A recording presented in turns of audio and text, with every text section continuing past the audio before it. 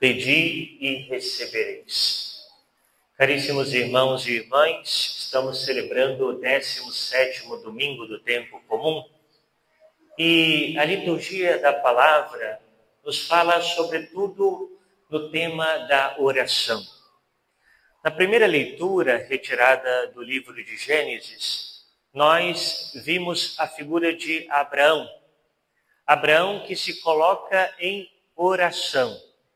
E ele reza pela cidade de Sodoma, porque a cidade de Sodoma está mergulhada no pecado. Então, vemos que Abraão faz uma oração de intercessão.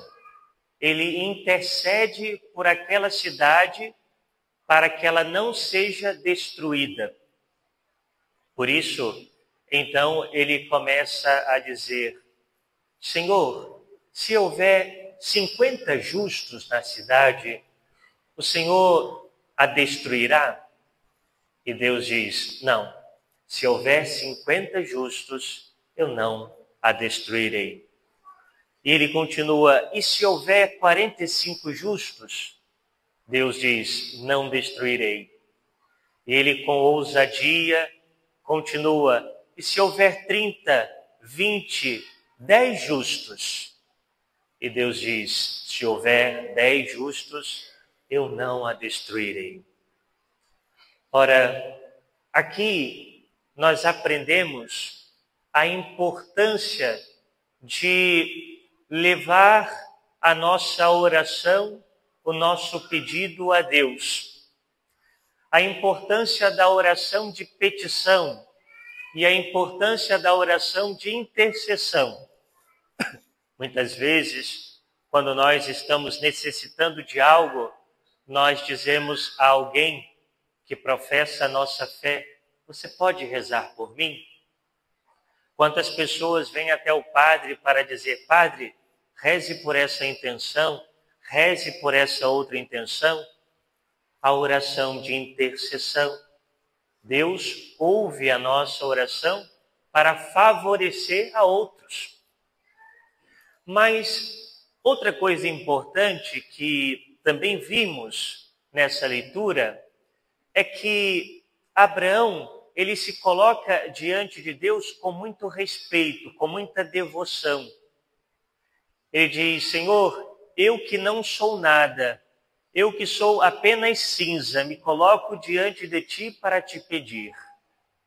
Mas ao mesmo tempo, nós vemos nele uma ousadia, pedindo cada vez mais, mais. Ou seja, a nossa oração deve ser assim. A nossa oração deve ser aquela oração de quem sabe que não merece nada de Deus, mas mesmo assim, como uma criança, pede, pede, pede. E em terceiro lugar, nós vemos nessa leitura que Deus, ele revela a sua misericórdia através dessa oração. E revela que, através dos seus santos, através daqueles que vivem os seus mandamentos, a sua palavra, pode se impedir muitos males. Ou seja, quando há alguém que busca a Deus de forma sincera, busca a santidade, essa pessoa, ela não favorece somente a si mesma, mas ela favorece a outros também. Por exemplo, se porventura num lar, numa casa, há somente uma pessoa que busca a Deus e que busca com sinceridade e que busca a santidade, essa pessoa, ela não está favorecendo somente a ela, mas a toda a sua família. Também aqueles que não buscam a Deus. De alguma forma, a graça de Deus também atinge os outros membros.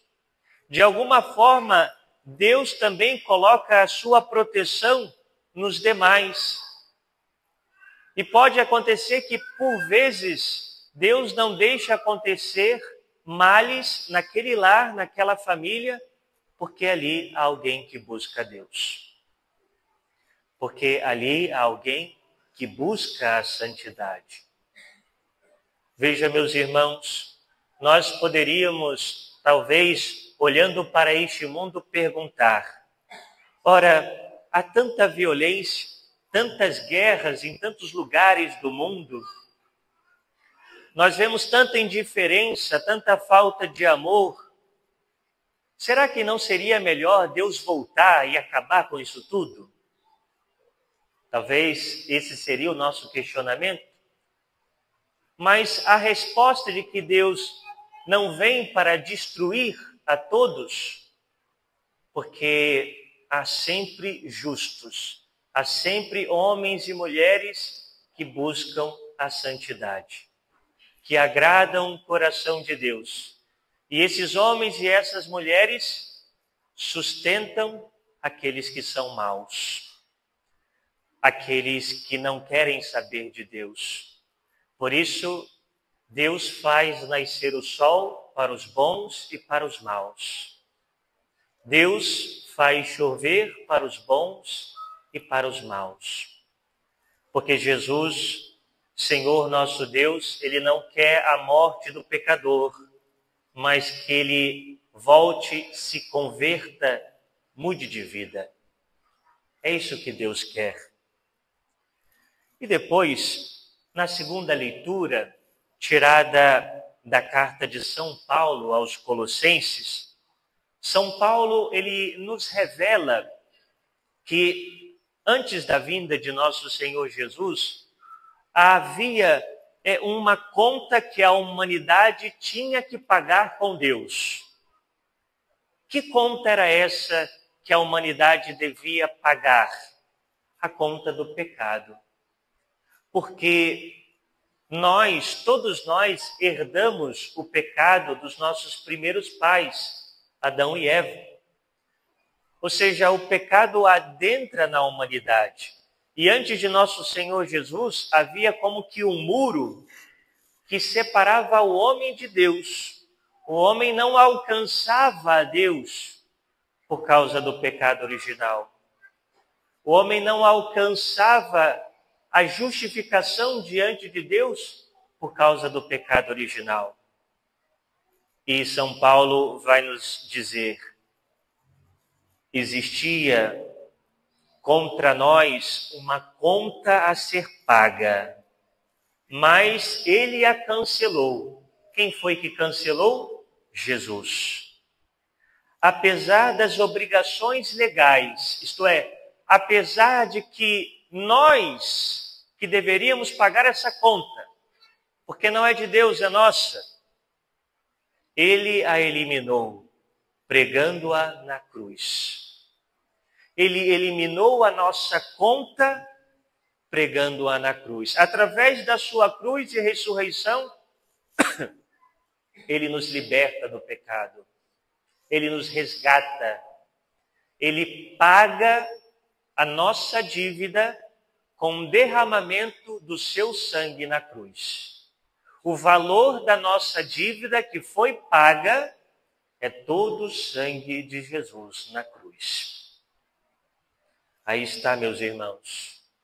Se Deus era capaz de poupar uma cidade inteira, se houvesse apenas um justo, quando Ló saiu de Sodoma, a cidade foi destruída. Deus, ao contrário, em Jesus Cristo, salva toda a humanidade por meio de Jesus Cristo. Verdadeiro Deus e verdadeiro homem. Ele se sacrifica por nós, ele dá a sua vida por nós, para que nós tivéssemos vida. E por fim, meus irmãos, no Santo Evangelho, nosso Senhor, ele se coloca diante de um discípulo, logo depois de fazer oração, e o discípulo diz a Jesus: Senhor, ensina-nos a rezar, assim como João Batista ensinou aos seus discípulos. E Jesus, então, ensina a oração do Pai Nosso. Jesus nos ensina a chamar Deus de Pai. Ou seja, toda a separação que poderia haver entre nós e Deus, Jesus conquistou essa proximidade e nos ensinou a chamar o Pai de Pai Nosso. Não de Pai meu, Pai Nosso. Porque nós somos um corpo, porque nós estamos unidos, porque de fato nós somos membros do corpo que é a igreja. E veja, depois Jesus conta uma pequena parábola, e aqui eu gostaria de comentar.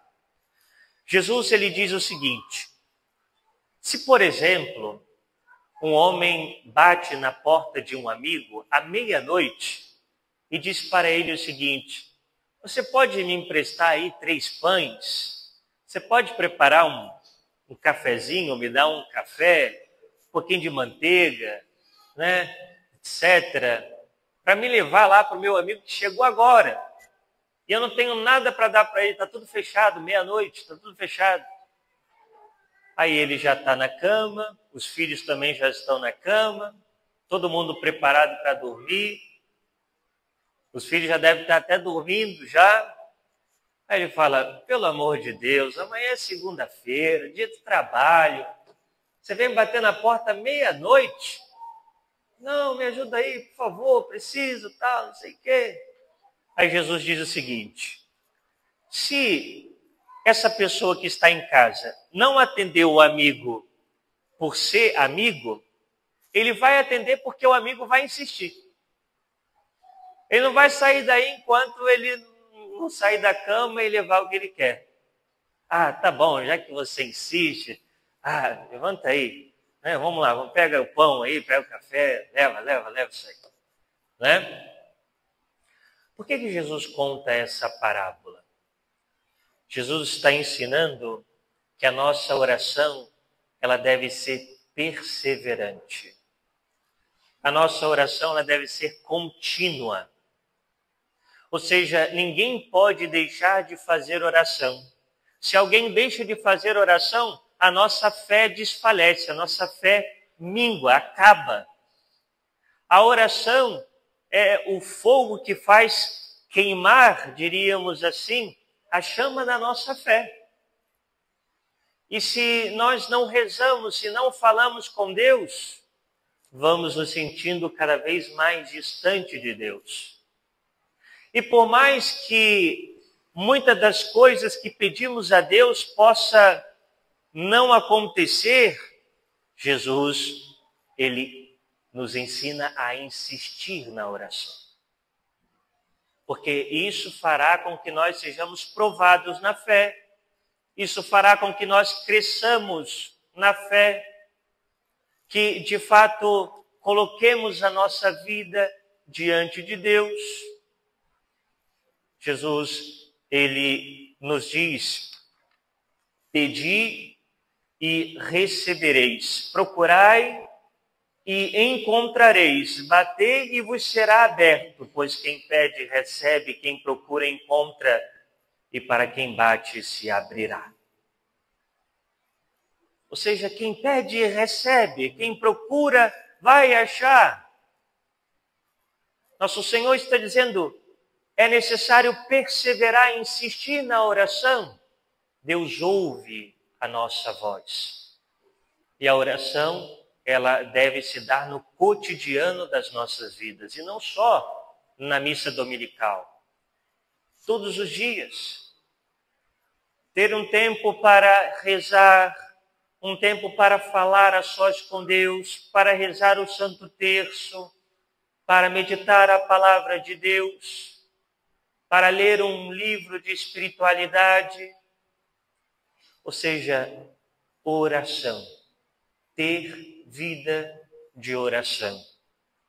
Assim, sem dúvida nenhuma, baseando-se na oração que nosso Senhor nos ensinou, seremos homens e mulheres de oração. Esse é o desejo de Deus para conosco.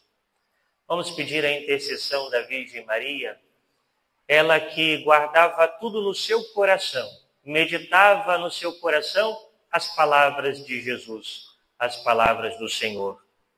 Que a Virgem nos ensine a sermos homens e mulheres de oração. Louvado seja o nosso Senhor Jesus Cristo.